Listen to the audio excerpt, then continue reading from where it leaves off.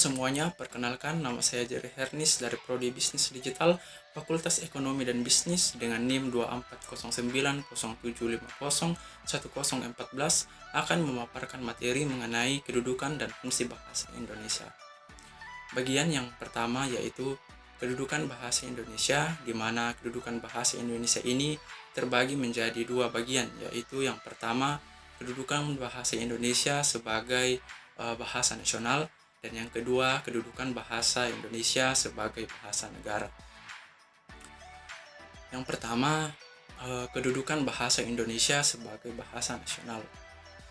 Melalui Sumpah Pemuda pada tanggal 28 Oktober 1928, bahasa Indonesia memiliki kedudukan sebagai bahasa nasional. Bahasa Melayu telah dipakai sebagai lingua franca yang mendasari bahasa Indonesia. Hasil perumusan seminar politik bahasa nasional yang diselenggarakan di Jakarta pada 25 sampai 28 Februari 1975 menegaskan bahwa dalam kedudukannya sebagai bahasa nasional, bahasa Indonesia berfungsi sebagai lambang kebanggaan nasional, lambang identitas nasional, alat pemersatu berbagai masyarakat yang berbeda-beda latar belakang sosial, budaya, dan bahasanya, dan alat perhubungan antar budaya dan antar daerah. Yang pertama, fungsi bahasa Indonesia sebagai lambang kebanggaan nasional. Bahasa Indonesia memancarkan nilai-nilai sosial budaya luhur bangsa Indonesia yang mendasari rasa kebanggaan. Dengan keluhuran nilai yang dicerminkan bangsa Indonesia, kita harus bangga akan hal tersebut.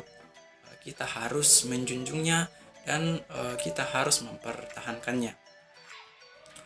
Yang kedua, fungsi bahasa Indonesia sebagai lambang identitas nasional. Bahasa Indonesia menjadi identitas bagi penggunanya. Misalnya kita bertemu dengan dua orang di negara Afrika, yaitu anggaplah si A dan si B yang belum kita kenali, dan keduanya tidak mengucapkan apapun. Apakah kita akan tahu asal negara dari keduanya? Tentu tidak. Saat keduanya berbicara, barulah kita mengetahui bahwa si A ini berasal dari negara Brunei dan si B adalah orang Indonesia. Inilah yang dimaksud bahasa Indonesia memiliki fungsi sebagai lambang identitas nasional.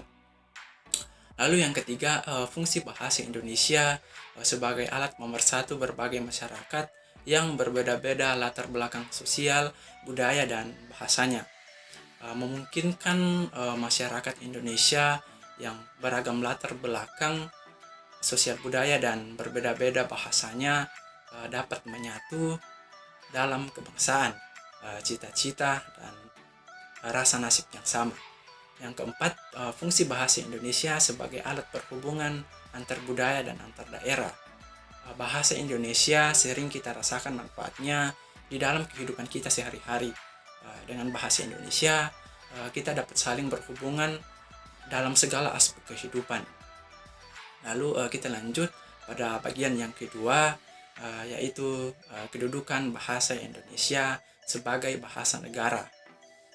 Undang-Undang Dasar 1945 bab 15 pasal 36 itu berisi ketentuan bahwa bahasa Indonesia berkedudukan juga sebagai bahasa negara. Berkaitan dengan statusnya sebagai bahasa negara, bahasa Indonesia ini berfungsi sebagai bahasa resmi negara.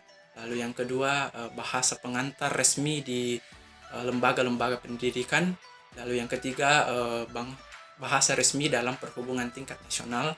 Dan yang keempat, bahasa resmi di dalam pengembangan kebudayaan dan pemanfaatan ilmu, pengetahuan, serta teknologi. Pertama, fungsinya sebagai bahasa resmi. Bahasa Indonesia digunakan sebagai bahasa pengantar dalam komunikasi resmi seperti upacara, pidato, penyusunan undang-undang, rapat kenegaraan, baik secara lisan maupun tulis. Dan kedua, fungsinya sebagai bahasa pengantar dalam dunia pendidikan. Bahasa Indonesia digunakan sebagai bahasa pengantar dalam lembaga pendidikan, mulai dari taman kanak-kanak sampai perguruan tinggi Indonesia. Maka dari itu, keteladanan para guru dalam menggunakan bahasa Indonesia pasti diikuti oleh peserta didiknya. Lalu yang ketiga, fungsinya sebagai alat perhubungan tingkat nasional. Bahasa Indonesia terbukti mampu menghubungkan partisipan yang memiliki latar belakang sosial budaya yang berbeda hingga bahasa ibu yang berbeda-beda.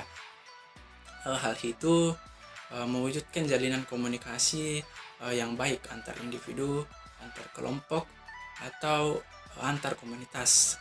Dan yang keempat, fungsinya sebagai alat mengembang kebudayaan nasional, ilmu pengetahuan, dan teknologi.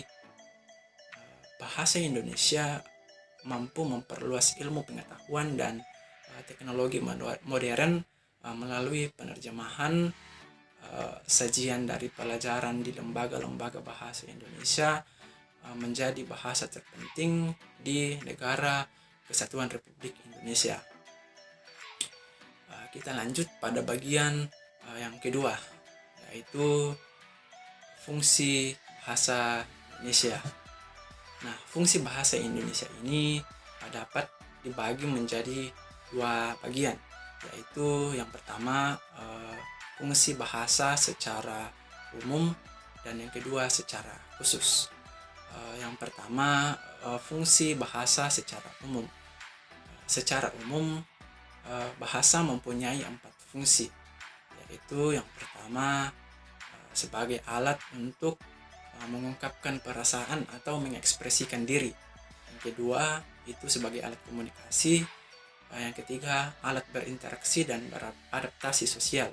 Dan yang keempat, alat kontrol sosial.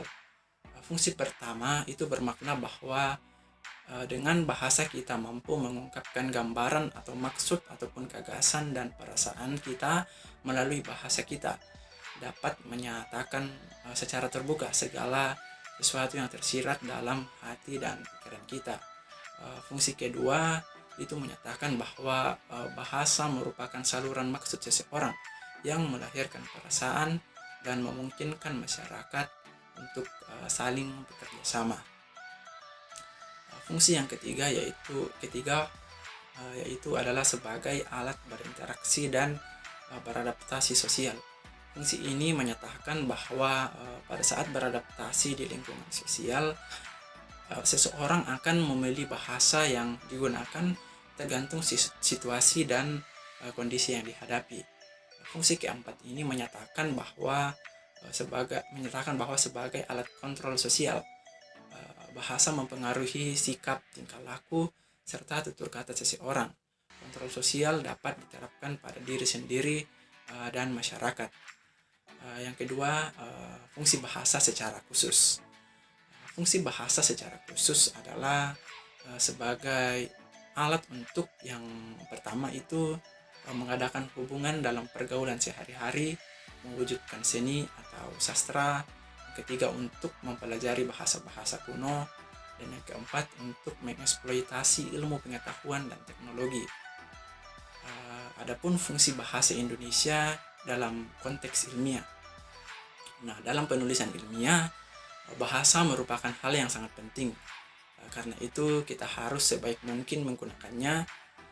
Kehati-hatian penggunaan bahasa dalam konteks ilmiah antara lain itu terkait dengan yang pertama itu penggunaan ejaan, yang kedua penulisan kata, imbuhan, singkatan, dan akronim, dan yang ketiga penulisan bilangan tingkat. Mungkin itu saja yang dapat saya paparkan. Atas perhatian dari Bapak Ibu dosen dan teman-teman sekalian, saya ucapkan banyak-banyak terima kasih.